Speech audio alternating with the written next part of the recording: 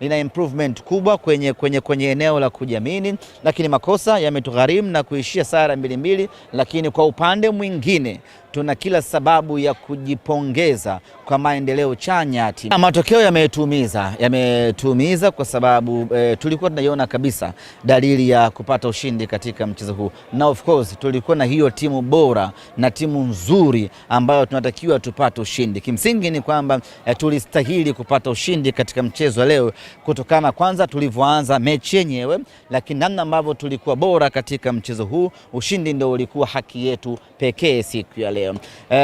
Ngoma ikaja kugeuka na na bahati nzuri tushapata magoli ambayo yameitanguliza furaha yetu, lakini baadaye ikaja ikabadilika, tumepata sare. Ni matokeo yanayoumiza kwa sababu tuhitaji kushinda ili kupunguza gap la alama katika msimamo wa ligi. Kushindwa kufanya hivyo na gap likabaki vile vile alama 5, manake ni kwamba hapo tunaingia kwenye maumivu makali, maumivu makubwa, lakini hatuna budi, tunayapokea matokeo hayo. Lakini upande mwingine wa faraja ni namna ambavyo timu yetu imeimarika. Mimi am very sure watakapokuja kucheza na sisi wakati mwingine watakuja na adabu kubwa.